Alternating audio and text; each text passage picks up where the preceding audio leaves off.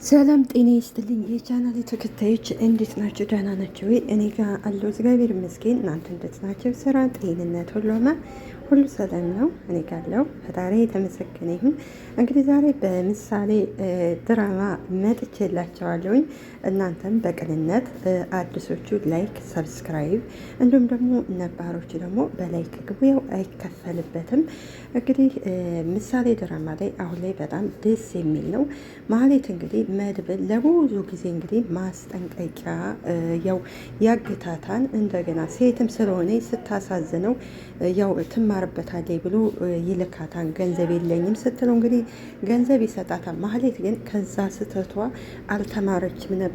እንዲሁም ከዝና ያው አሁን ስለታሰረ ከካሌብ ጋር እንግዲህ በዝና ምትክ እንግዲህ ካሌብ ጋር ልትሰራ ነበረ። ካሌብን እንግዲህ ያው የመድብል ወይም ደግሞ የመጎስ ብሩኬ ልጅ የደረሰ ሴት ልጅ አለች እና እሷን አመጣልሃለሁ ብለው ነበር። ካሌብም እሺ ይልና በሀሳቧ ይስማማን። እንዲሁም ደግሞ ጓደኛም ከዛው ማህሌት ጋር ይሰራ ነበረ። ነገር ግን አንዳንድ ነገሮችን እንግዲህ ማህሌት ያው ምሳሌን እንደምትዛት ለካሌብ ቃል ገብታለታል ብሎን ነበር። በመጨረሻ እንግዲህ መድብል ያው ማህሌትን ይዛታል። ማህሌትም እንግዲህ ልትማር ስላልቻለች እንግዲህ ከዛ በኋላ ማህሌትም ለካሌብ ደውላ እባክህ አድነኝ ስትለው ካሌብም አንቺን የታውቀሻለሁ ብሎ እንግዲህ እምቢ ብሏን ነበረ። ከዛ በኋላ እንግዲህ ምንድን የሆነው ካሌብም ጠበቃውን ይዞን ነበርና መድብልም ጠበቃውን እባክህ ልቀቀው ሲለው እንግዲህ ካሌብም በአንድ ነገር የምንስማማበት ምክንያት እንግዲህ መድብልን ወደማይመለስበት አሰናብተው ብሎን ነበር። እንግዲህ ዝና ማለት ይሄ ካሌብ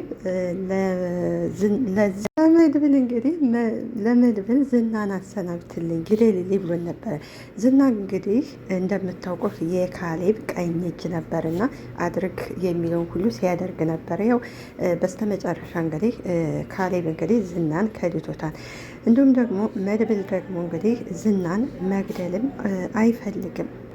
ዛሬ እንግዲህ መድብል ይሄ ካሌብ የሚባል ሰውዬ እንግዲህ ለመድብል ይደውልለትና ያው ጠበቃውን ልቀቅልኝ ስላሉ ጠበቃውን ለቆት ነበር እና እንግዲህ በስምምነታችን መሰረት እንግዲህ ወደማይቀርበት እንድትልከው ይለዋል። ምክንያቱም ዝና እንግዲህ አሁን ላይ ስለተያዘ የካሌብን ሚስጥር አንድ ባንድ ስለሚናገርበት ካሌብ ስለፈራ ነው መድብልን እንዲገልለት የፈለገው። መድብል ደግሞ ስምምነታችን እኮ እንደዚህ አይደለም ሲለው እንግዲህ ካሌብም እንዴ አድርግ የምትለኝን እኮ አድርግ የምትለኝን አደርጋለሁ ብለኸኛል ሲለው ጠበቃውም እባክህ መድብል ምን እያለህ ነው እያለ እንግዲህ ይጠይቀዋል። እንግዲህ ያው ካሌብ ያው አደገኛ ወንጀለኛ ስለሆነ የዛ ሰው በህይወት መቆየት ለእኔ ምን ያህል አደገኛ እንደሆነ መቼም ሳይገባህ አይቀርም ይለዋል። እንግዲህ ካሌብ ለዝና ሳይሆን ያሰበው ለራሱ፣ ምክንያቱም ሚስጥሩ ከወጣበት እሱም በህግ ቁጥጥር ስር ሆኖ ስለሚታሰር ለራሱ ነው የፈራው። ከመጀመሪያው ካሌብ ይህን የሚፈራ ከሆነ አንድ ቀን መዋረዱ ስለማይቀር እንደዚህ አይነት ወንጀል ነገር መስራት የለበትም ነበረ። ማለት መድብልም ካሌብ እመነኝ፣ ጠበቃውም ምንም ነገር ትንፍስ ማለት ያኔ አይናገርም እባክህ ይለዋል። ካሌብም እንግዲህ ይሄን መድብልን ወይንስ ለዚህ ለጠበቃው ስትል ልክ እንደ ድሮ አሁንም ልትከዳኝ አስበሃን ይለዋል። ከዚህ በፊት እንግዲህ መድብልና ካሌብ አብረው ነበር የሚሰሩት። ነገር ግን ስራቸው ስላልተስማሙ ያው ተለያይተዋል። ለማንኛውም ተገናኝተን እናወራለን ከዛው መጣለው ሲለው ካሌብም እሺ ና ቶሎ መልካም ይለዋል። መድብል ከዚህ አደገኛ ከሆነ ሰውዬ ጋር አብሮ መስራት የለበትም። እንደ ለዝናን ለህግ አሳልፎ እንደሰጠ እሱንም ለህግ አሳልፎ መስጠት አለበት። ምክንያቱም እንግዲህ ዝና ያው ወንጀለኛ የሆነው እንግዲህ ለገንዘብ ስል በዚህ በካሌብ በሚባለው አደገኛ ሰው ነው። መድብል አሁን ላይ ዝናንም መግደል የለበትም። እንዲሁም መድብል ከዝና ጋር ማለት ከዚህ ከካሌብ ጋር መስራት የለበትም።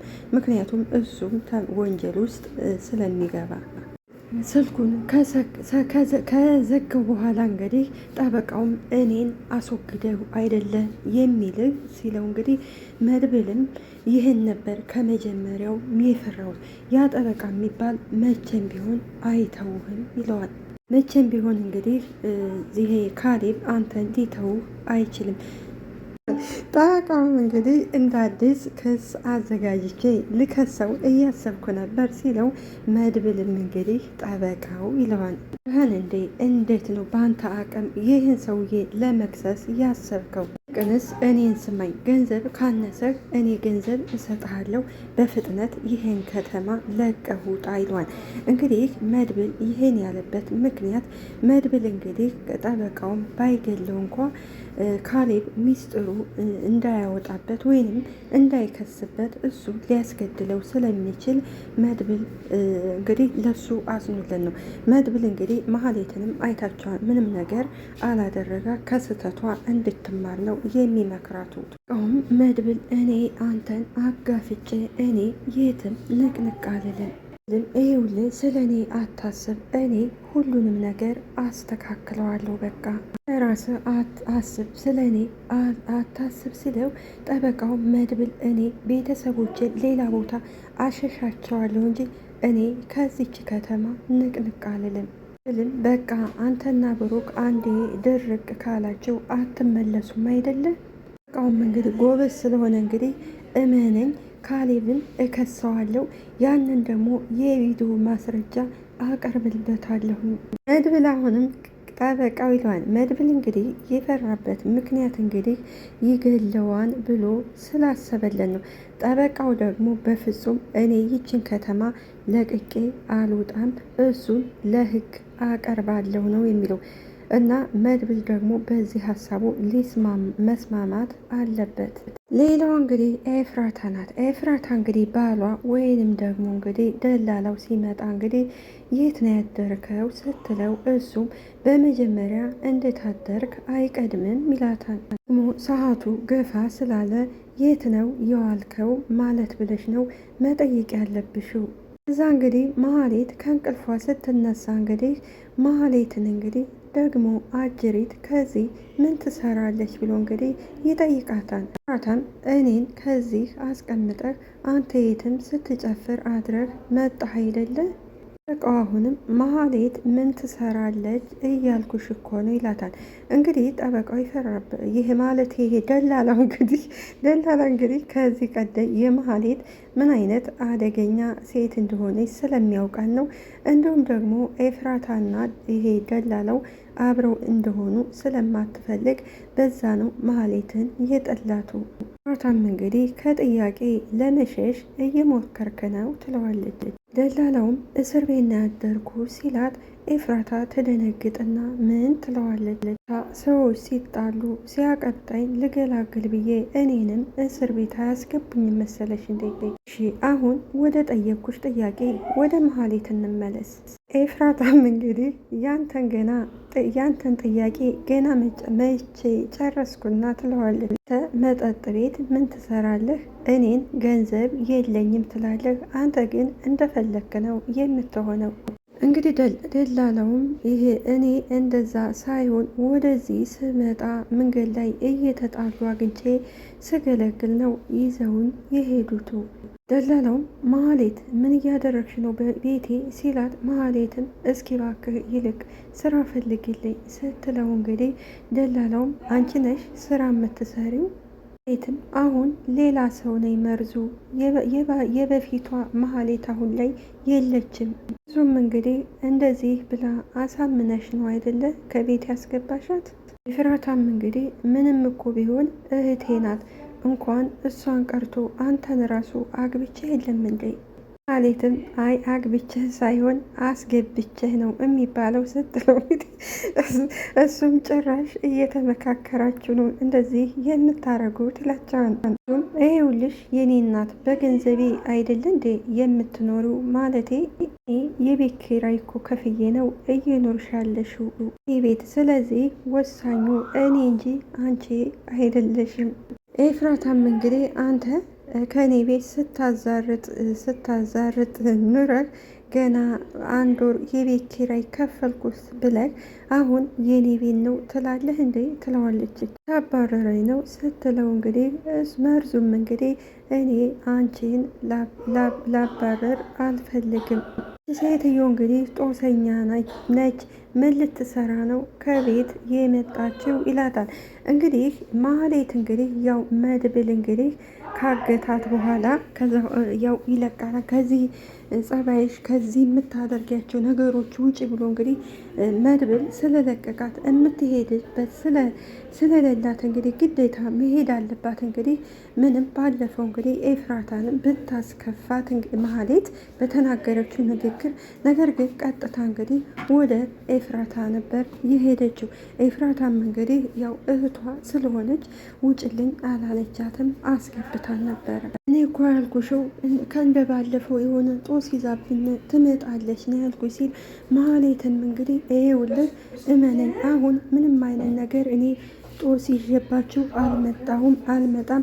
ይልቁንስ ስራ ፈልግልኝ የሰው ቤት ቢሆን ስትለው መርዙም አንቺን ደፍሮ ማን ዋስ ሊሆን ይችላታል። ማለት እንግዲህ ከዚህ በፊት አዎ ሁላችንም እናውቃለን መጥፎ ነገሮች ሰርታለች። ነገር ግን ደግሞ ከዛ ስህተቷ ከተማረች እንግዲህ አሚን ብሎ መቀበል ነው።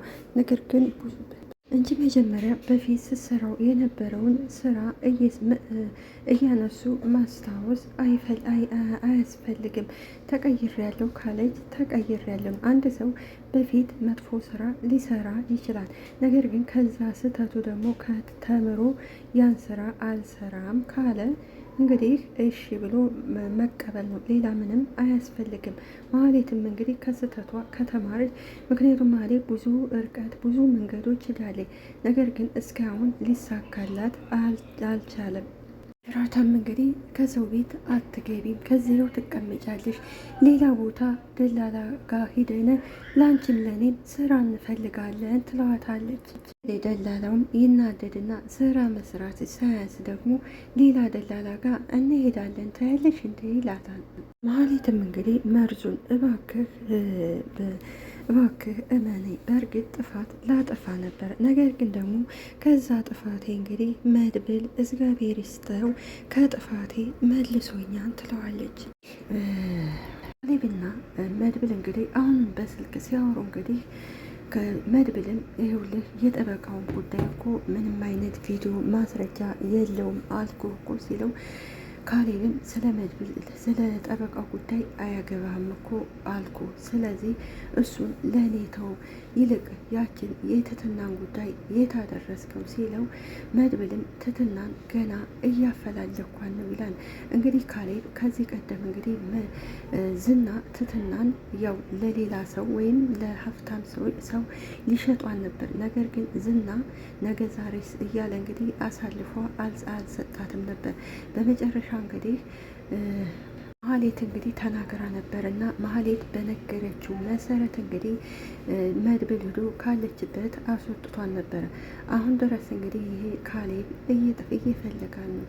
ሌላው ደግሞ የዝናስ ጉዳይ ከምን ደረሰ እያለ ይጠይቀዋል። እንግዲህ እባክህ ጊዜ ስጠኝ፣ ያን የድሮውን ጨካኙን ዘሪሁንን እስከመሆን ድረስ አሁን እኔ ከአንተ ከተለየ በኋላ ተቀይሬያለሁ፣ አሁን እኔ መድብል ነኝ ይለዋል።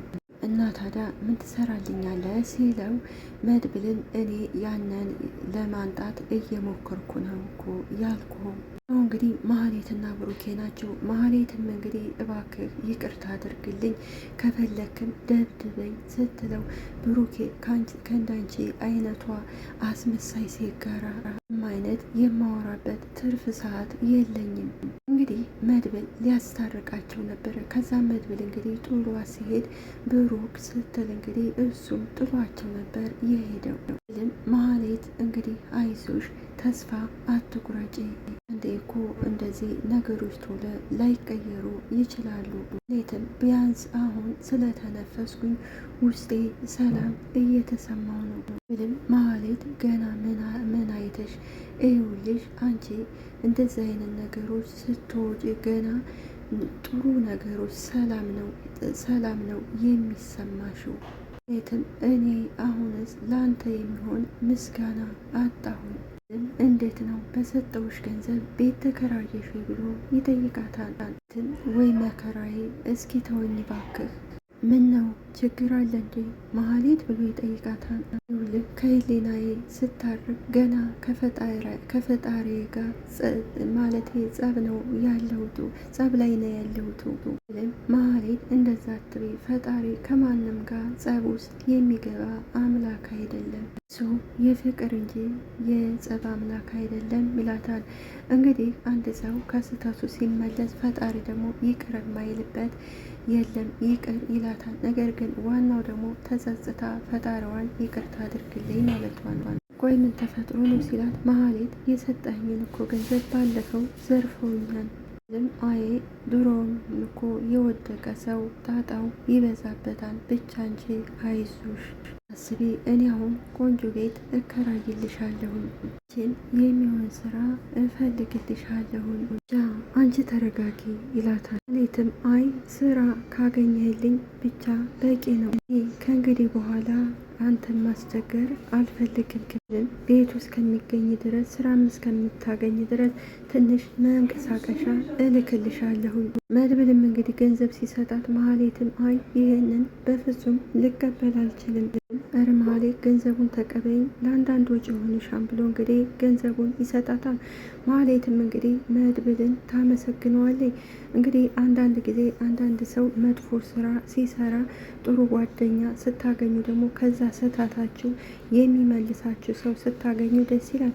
መሀሌት እንግዲህ ብዙ ነገሮች ሰርታለች። መድብል ግን እሷን መግረፍ ወይም መግደል አቅቶ ሳይሆን ከዛ ስህተቷ እንድትመለስ ጥሩ አድርጎ እንግዲህ መክሯት ከስህተቷ እንድትመለስ ደግሞ አድርጓታል። መሀሌት እንግዲህ ያ ሁሉ መጥፎ ባህሪዋ አሁን ላይ ተጸጽታ ጥሩ ሰው መሆኗ በጣም ደስ ይላል። ሌላው እንግዲህ ሉላ ናት። ሉላ እንግዲህ በጣም ከፍቷት ስለሆነ እንግዲህ መጎስ ይመጣና ሉላዬ ምን ሆነሽ ነው ብሎ ይጠይቃታል።